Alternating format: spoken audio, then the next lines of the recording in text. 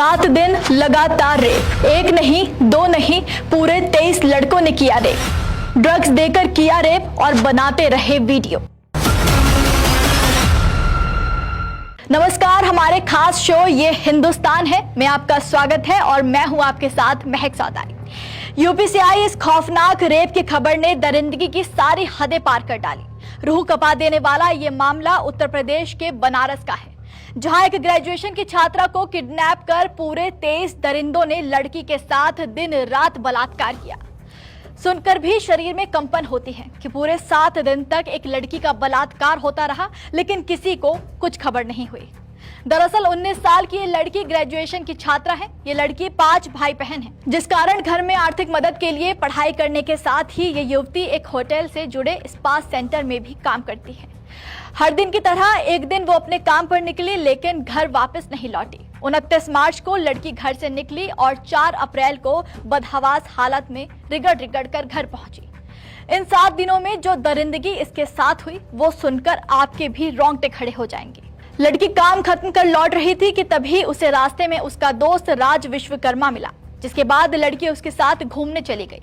इस दौरान राज जबरदस्ती उसे लेकर एक होटल में गया और वहां उसके साथ पहले जबरदस्ती की, लेकिन जब लड़की ने विरोध किया तो उसने जबरन उसका रेप किया और उसका वीडियो भी बना लिया। 30 मार्च को जब बेटी अपने घर आने लगी तो राज के जानने वाले समीर, आयुष सिंह समेत कुछ और लड़के होटल में आए। उन्होंने उस लड़की को होटल में ही रोक लिया। फिर वीडियो वायरल करने की धमकी देकर सभी ने उसके साथ बारी बारी से रेप किया।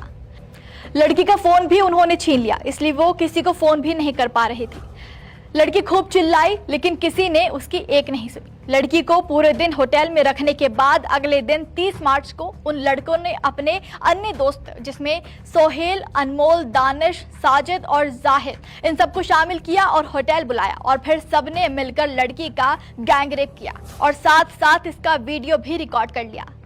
इन सबसे पहले लड़कों ने लड़की को ड्रग्स सुंघाए और फिर जब वो नशे में धुत हो गई फिर उसके साथ रेप किया। इसके बाद लड़कों ने होटल से निकलकर लड़की को गाड़ी में बैठाकर मलदहिया स्थित कॉन्टिनेंटल कैफे ले गए। वहां बेहोशी की हालत में फिर लड़की के साथ रेप किया। 2 दिन तक मलदहिया के आसपास के होटलों में साजिद के दोस्त इमरान, दानिश, सोहेल, शोएब, जैब और अन्य लड़कों ने अलग अलग जगह लड़की के साथ रेप किया।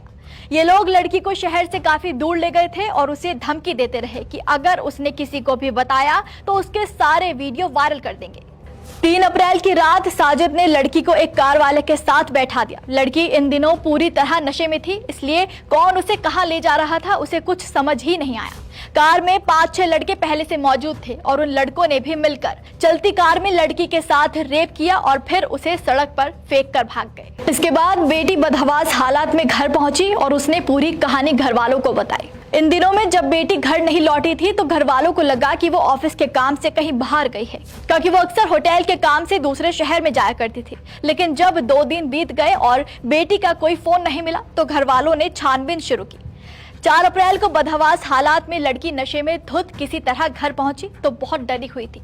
बेटी की इस हालत के बाद उसके पिता की तबीयत बिगड़ गई और होश में आने के बाद जब लड़की ने अपनी कहानी सुनाई तो घर वालों के पैरों तले जमीन खिसक गई, जिसके बाद उन्होंने थाने में शिकायत दर्ज कराई। लड़की का मेडिकल हुआ तो रेप की पुष्टि भी हो गई। युवती की मां की शिकायत पर मुकदमा दर्ज कर 6 आरोपी गिरफ्तार किए गए। गिरफ्तार युवकों में ललापुर निवासी साजिद, हुकुलगंज निवासी आयुष सिंह और दानिश खान, मलदिहा निवासी अनमोल, सिगरा निवासी इमरान समेत कई अन्य शामिल हैं और फिलहाल इनसे पूछताछ की जा रही है।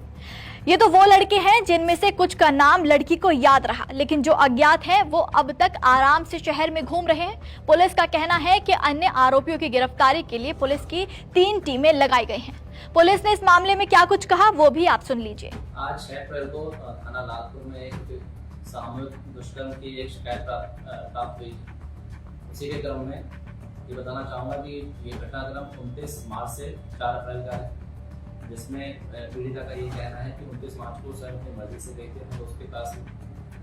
4 तारीख को पीड़िता के परिजनों द्वारा पुलिस को थाना लालपुर को सूचना दी गई कि उनकी बच्ची घर से चली गई है। उसके संबंध में उन्होंने मुकदमा दर्ज करवाई और सेम ही डे थाना लालपुर पुलिस द्वारा बच्ची को साइबर बरामद किया गया।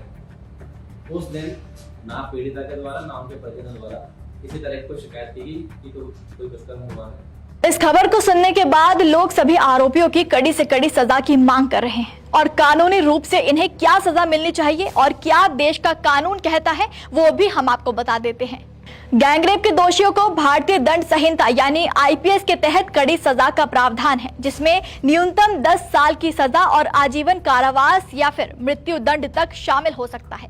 आईपीसी की धारा 376 के तहत बलात्कार के लिए सजा का प्रावधान है, जिसमें कम से कम 10 साल की सजा और आजीवन कारावास की सजा शामिल है।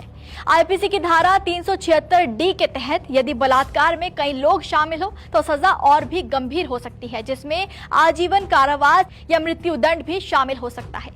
आईपीसी की धारा 376 ए के तहत नाबालिग से बलात्कार के मामले में सजा और भी गंभीर है, जिसमें आजीवन कारावास या मृत्यु दंड तक की सजा का प्रावधान है। लेकिन इस मामले में अब तक कोई ठोस कदम नहीं उठाया गया। कमाल है ना, पूरे 7 दिन तक दिन रात रेप हुआ। होटल, लाउंज, कैफे, कार, सड़क, हाईवे, हर जगह एक लड़की के साथ हैवानियत होती रही। 23 लड़के भेड़ियों की तरह उसे नोचते रहे, लेकिन किसी एक पुलिस, एक अधिकारी और किसी नेता तक की नजर इस अपराध पर नहीं पड़ी। आखिर क्यों? ये पूरा प्रशासन, पूरा तंत्र आखिर किस नशे में चूर था जो इस अपराध को नहीं देख पाया? लड़की को नशे की हालत में एक जगह से दूसरी जगह ले जाया जाता रहा। दरिंदे सड़कों पर खुले घूमते रहे, लेकिन किसी को शक तक नहीं हुआ। ऐसे कैसे हो सकता है? और केंद्र की भाजपा सरकार अक्सर बेटी बचाओ बेटी पढ़ाओ के नारे लगाती रहती है। तो मेरा सवाल है योगी सरकार से कि ऐसे जघन्य अपराधों के बाद जब बेटी बचेगी ही नहीं तो पढ़ेगी कैसे? कहां गए महिला सुरक्षा के वो वादे, वो दावे? शायद चुनाव होते ही खत्म हो गए। और सरकार को अब इस बेटी को न्याय दिलाना ही होगा, क्योंकि यह हिंदुस्तान है, संविधान से ही चलेगा।